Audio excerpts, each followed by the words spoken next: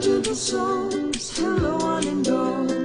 Welcome to Grandma D's house, where you can be you, I can be me, and we'll learn from the magic book machine. We'll put some things in, then a story comes out to help us figure out what life is all about. So come and see Grandma D, Fifi, Brandon, and Ashley. 'Cause when you're with them, you're with family. 1, 2, fiddly 3, it's Grandma D in the magic book machine. I can't even believe her. Ash, are you okay? Leave me alone. Okay. Oh, hi, reading friends. Welcome to story time. I don't think Ash will be back.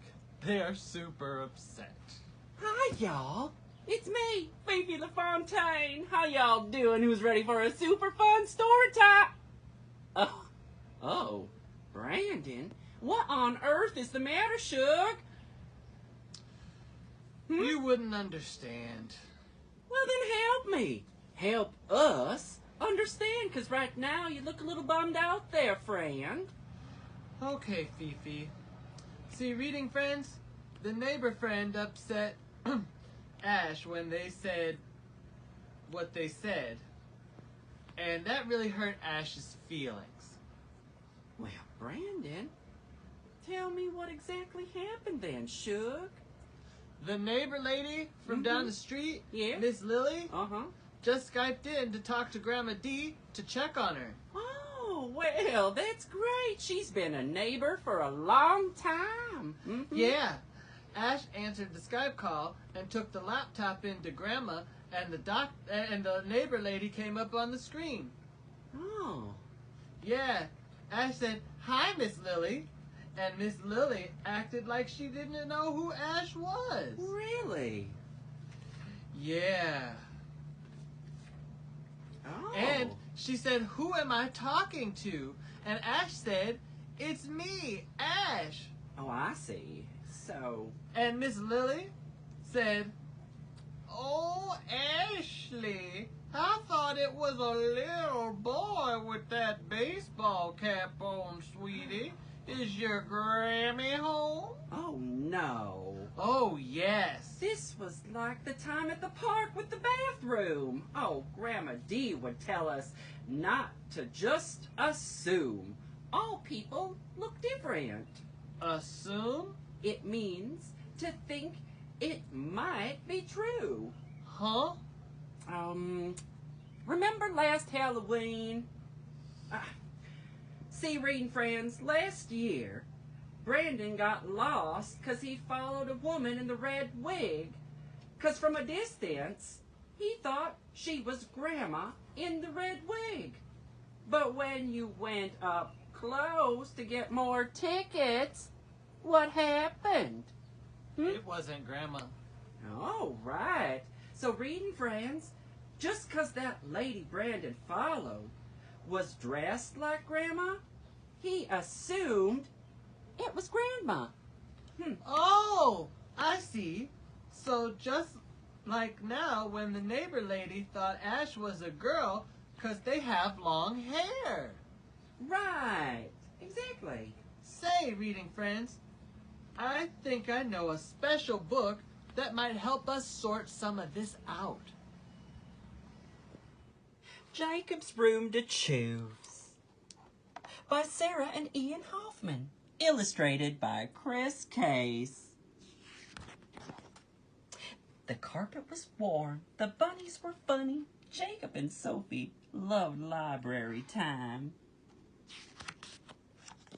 Okay, kids, said Ms. Reeves. We've got 10 minutes left.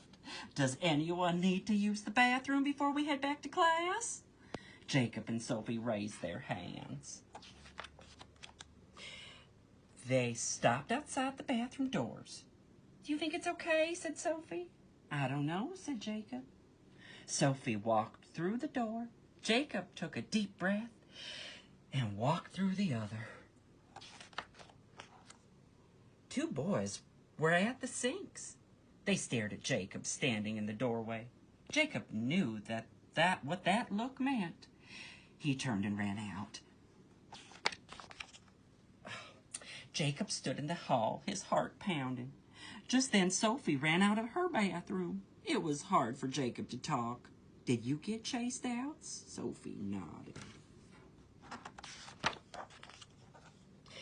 Back at the library, Sophie shifted from foot to foot. I need to use the bathroom, she said. Miss Reeves was confused. Didn't you and Jacob just go to the bathroom? Sophie squeezed her eyes shut against the tears. They wouldn't let her in, said Jacob. They said she had to use the boys' bathroom. Miss Reeves looked inside the bathroom. It was empty. Anybody in there? There was no response. She waited in the hall while Sophie and Jacob went in. Better? Asked Miss Reeves. Yes, said Sophie. Has this happened before? Sophie and Jacob glanced at each other. Usually I don't go at school, said Jacob. Sophie started to cry again. It's not fair, said Sophie. No, agreed Miss Reeves. She gave them both a hug. It isn't. Back in the classroom, Miss Reeves drew on the board. What do you think these pictures mean? Boys and girls, the kids shouted happily. Okay, said Miss Reeves, but how do you know? The girl has long hair, said Emily, and she's wearing a dress. The boy's wearing shorts, said Noah, and a t-shirt. Now I want each of you to go stand near the picture that looks like you, said Miss Reeves. Jacob and Sophie looked at Miss Reeves. Miss Reeves winked back. Hold on, called Miss Reeves. Noah, you have long hair. That sign shows short hair. And Emily, you're wearing pants. But the person on that sign is wearing a dress. Miss Reeves scratched her head. Why don't you switch places? Noah shrugged and walked to where Miss Reeves pointed. Emily looked at the group of boys. I don't want to stand there, she said. Well, why not, said Miss Reeves. Because I'm a girl. Miss Reeves studied the kids again. You know what? A lot of you don't look like the signs. Let's try this. Look at the person next to you and help them stand next to people who look like them. Arguing and giggling, the kids shuffled and reshuffled until everyone found a place to stand. Miss Reeves pointed at the board. Are these pictures of what boys and girls really look like? Yes, said Emily. No, said Sophie. Sometimes, said Jacob. I wonder, said Miss Reeves, if there is another way. Everyone has to use the bathroom, right? Maybe the signs should be pictures of toilets, shouted Noah. Everyone giggled. We should make our own bathroom signs, said Sophie. And rules, said Jacob. Like if you're in the bathroom and you see a kid who doesn't look like you, just leave him alone. Or, I have to pee, so let me be, said Noah. The giggling turned to cheers. Well, that's a great idea, said Miss Reeves. Let's all work together. The afternoon was filled with markers and laughter. New bathroom signs went up.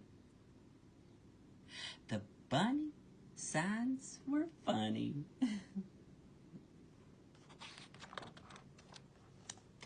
Jacob and Sophie stopped outside the bathroom doors. Do you think it's okay? Asked Jacob. Sophie smiled. I think it will be, she said. And in they went. The end. I enjoyed that one. Mm-hmm. I am glad everyone got to use the bathroom they were supposed to. And everyone has to use the bathroom. Then it should be like in pre-K or at home. Oh. All bathrooms for everyone. That would be nice, Shug. But right now, it's not like that in all places. But they might be. and just don't know that they're not doing it right. So when we have a friend like Miss Lily, who's known Ash for a long time, we hope that they can understand and be kind like she is to everyone. Yeah. Yeah. So we need to be able to trust, and we will tell our friends like Miss Lily or remind them about who Ash is. Well, see, Grandma Dee would tell us we respect everyone, no matter how they look or dress, right? All the same where it counts. Right. Our hearts and in our minds. Hey, Brandon, now that we talked, why don't we go and check in on Ash and see if they are okay? Thanks, Fifi. Thanks, reading friends, for listening and joining us while we read this special book. Yep, and we sure hope you come back again real soon for another story time. And as Grandma Dee always says, I don't much care for goodbyes. So for now, farewell. It's time to say farewell for now. Farewell. Farewell. For now. For now. It's time to say farewell for now. Farewell. Farewell. For now. For now. Our time has been such fun. Our friendship's only just begun. So remember to share what you've learned with everyone. But it's time to say farewell for now. Farewell. Farewell. For now. For now. It's time to say farewell for now. Farewell. Farewell. For now. For now. Grandma Dee loves you, and everything you are, you can bet we'll be with you even when we seem far. And so we'll say farewell for now. Farewell. Farewell. For now. For now. It's time to say farewell for now. Farewell. Farewell. For now. For now.